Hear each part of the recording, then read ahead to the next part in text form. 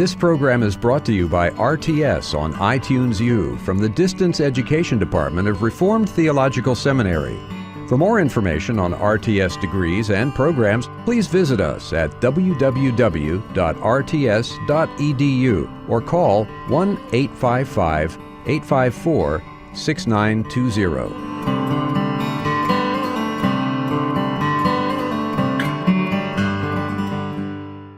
I want to talk about his stages on life's way. There's a book that he wrote by that title, but he deals with these stages in other books as well. And he says that basically each of these stages is what we would call today a lifestyle. It's a way of living, and as part of that way of living, it's a way of thinking too. So you find yourself in one lifestyle. How do you change into another lifestyle? Well, that's not an easy thing to do. He distinguishes three of these lifestyles or stages, the aesthetic stage, the ethical stage, and the religious stage, and then he divides the religious stage into two, religion A and religion B. The aesthetic stage is uncommitted, irresponsible, dedicated to pure enjoyment, and therefore entirely selfish. You probably had a roommate in college like this, huh? No, I'm just kidding. Probably you wouldn't, but some of us did. But there are an awful lot of footloose folks in the world, and a lot of them are on college campuses. A lot of them just don't know what they're doing. A lot of them have graduated from college and they're still living in their parents' basement, and they have no idea what they're going to do for a living. All they want to, but they're pretty sure they want to have some fun. So they're uncommitted, they're irresponsible, they're easily bored. And if you say, you really ought to take a stand for this, maybe a political principle, maybe religious faith, something like that, you need to take a stand on principle, they'll say, no, that's boring, that restricts me, that keeps me from doing what I want to do. Sometimes these folks are kind of charming, but they can become diabolical, manipulative in wanting to get their way all the time. But this way of life cannot be ultimately satisfying. People sometimes live this way for many, many years, but there is a tendency for people to get tired of it, to grow weary, to be full of self-disgust, to say to themselves, is this all there is in life? Going from one party to another one, getting drunk every night, is this all that life offers me? And it leads to a kind of despair. The problem here, says Kierkegaard, is that people like this are unwilling to choose a way of life. They're simply moving from moment to moment. But have they made a choice? Simply by refusing to make a choice. At any rate, it's difficult to turn this around. But there is another way to live, says Kierkegaard. There is the ethical stage. Ethical stage is Kantian ethics, as he understands it. Kant taught that ethics is absolute obedience to the moral law. And so it involves mutual obligation. It involves treating you the way I'd like you to treat me, treating you the way I'd like to treat everybody in the world. So really there's something universal about it, a life of obligation for everybody. You don't follow your individual inclinations. In this sense, it's the opposite of the aesthetic stage. This is something universal for everybody. Interestingly, the ethical stage, even though it's opposite to the aesthetic stage in some ways, in other ways it fulfills the aesthetic stage. It incorporates the aesthetic stage. Because after all, what is more fun than living a life of commitment? I mean, once you get the hang of it at least, isn't it wonderful to live for a great cause? How many movies have been dedicated to people getting together and giving up their miscellaneous pleasures for a great cause? I mean, isn't that something that doesn't that fulfill? So in a kind of paradoxical way, the ethical stage is against the aesthetic, but it also fulfills the aesthetic. And that, frankly, in Kierkegaard's anti-Hegel, but frankly, this begins to sound a little bit like Hegel, because Hegel thought that when you move from one stage to another, the higher stage negates the lower stage, but the higher stage also fulfills the lower stage. Remember the three meanings of aufheben, to preserve, cancel, and fulfill. Well, so in the ethical stage, you find your duties based on your station in society. However, there's frustration here. Just as there was frustration in the aesthetic stage, there's frustration in the ethical, and in the ethical stage, the frustration is that we don't have the power to keep the moral law. We try so hard, but we can't do it, and isn't that what the New Testament tells us? Isn't that what your preacher tells you every Sunday? You don't have the power in yourself to do this. So, but there's an alternative, okay? There's another lifestyle that meets that need, and that is religion, okay? And religion gets us talking about the grace of God. It gets us talking about God's provision for us. There is, first of all, religion A, however. And you have to distinguish between one kind of religion and another. They're not equally okay. Religion A is the kind of religion that you find in the Danish state church. And this includes all forms of religion that are formalized and fall short of true faith. And this includes paganism. But it also includes some forms of Christianity. And Kierkegaard, comes pretty close to equalizing formal Christianity with paganism. There's a very controversial section in his concluding unscientific postscript where he says that the pagan who prays with passion to a false god and the formal Lutheran who prays to the true God without any passion are equal in a way. That's a little bit, Kierkegaard has been criticized for saying that there's really no distinction between a false god and a true God. That's not what he's saying. He makes very clear that in his view the pagan is praying to a false god and the Lutheran is praying to a true God. But he is, equalizing these events. He's saying that this passionless prayer gets you no farther than paganism. So that's religion A.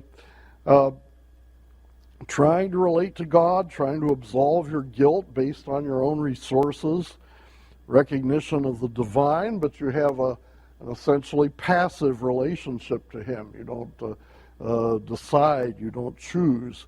Characteristics of religion A include resignation, where you renounce your own relative goals, suffering, sorrow over this renunciation, recognizing the need of transformation, feeling of guilt.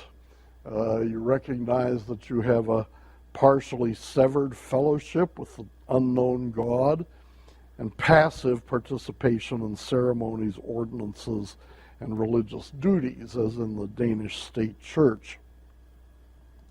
But then there's an alternative to that, and here comes the best alternative. This is religion B, which is true Christianity governed by faith alone.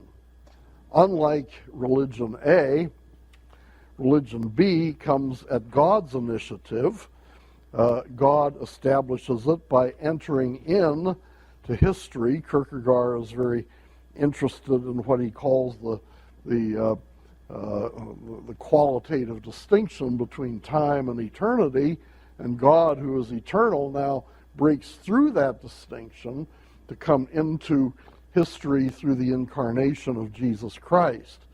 This happens, this is a God thing entirely. This is not something that we can work up. This is his initiative, establishing a relationship with men. And it's impossible for us to understand how this can happen. How can the eternal enter time?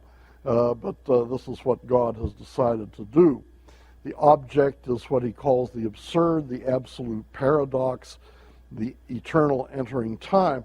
I don't think that Kierkegaard believed that this was a real logical contradiction. I think that he would have said this is an apparent contradiction, but it is, there's something mysterious about it. It's eternal truth relating to an existing individual, okay? So we get the individual here. It's not resolved in a higher synthesis as in Hegel. It goes beyond religion A, not just going beyond the evidence as religious A does, but its belief in something which itself is paradoxical, even transcends the moral law, which is the big thing in the ethical stage. This is what he calls a teleological suspension of ethics. There's a book he wrote called Fear and Trembling, where he talks about Abraham offering his son Isaac on the basis of a divine command. Well, that divine command, says Kierkegaard, went against God's own ethical standards. And so Kierkegaard says it amounts to a teleological suspension of the ethical. And so religion is something higher than ethics. It's this personal relationship with God. Now, I don't agree with his analysis there. I think that God was not violating the principles of ethics, but God does intervene. And of course, remember, Abraham never does actually sacrifice Isaac. God prevented him from doing that. So there's nothing about the passage in Genesis 22 that violates the law of God. But anyway, there is something remarkable that happens there. It's God's personal relationship with Abraham, not Abraham's previous understanding of what's right and wrong. It's that personal, individual relationship that makes the difference. Religion B is not a doctrine, but an existence communication by which we are actually transformed. It contains a sense of sin, which cannot be explained but only experienced. How can an innocent person fall into sin? Kierkegaard does not accept the historicity of Genesis 3. He believes that this is mainly a description of the choices that everybody makes. But he's quick to stress that everything in religion B is personal. And here he's a little bit like the Ritschlians, and Hermann especially. There's a personalism about it. It's my rebellion against the personal God. How do we live? Being forgiven this way. We live in the Spirit, not by formal religion. We can give reasons for our choices, but we can't await all the facts to come in, all the research to be done. In this kind of teaching, the person of the teaching is important to the learning of it, especially his willingness to die for what he believes. Religion B combines the immediacy of the aesthetic sphere with the decisive choice of the ethical sphere. So it's a little bit Hegelian here, even though Kierkegaard renounces Hegel. In religion B, you have a decisive choice, but you also have an immediacy, an immediate relationship with God. You get immense pleasure from it, as in the aesthetic stage, but also commitment to a great cause, as in the ethical stage. But it's a cause based on a relationship between you and God. So religion B is not conveyed through assent to propositional truth, but it's based on this passionate inwardness. Kierkegaard is interested in becoming a Christian within Christendom, and in order to do that, we need to put a whole lot more emphasis on our own choices, our own decisions, on the authenticity of our own life before God, living before Him as a whole person. How does this happen, you know? How do you change from being aesthetic to being ethical to being religious and to being religious in the right way? There's really no logical argument that will take you from one to the other, because these are not just intellectual positions, these are lifestyle choices. And each one of them affects the way you live, the way you think, but everything that you do, it affects your evaluations. And if I say to my aesthetic friend, if I say, well, you shouldn't be living for pleasure alone, that's not ethically right, he might turn to me and say, who cares what's ethically right? I'm interested in what's fun. So his evaluations come from his own lifestyle, just as the ethical person's evaluations come from the ethicist lifestyle, and just like the religious person's evaluations come from the religious lifestyle. So you can't, in a way, argue a person from one lifestyle to another.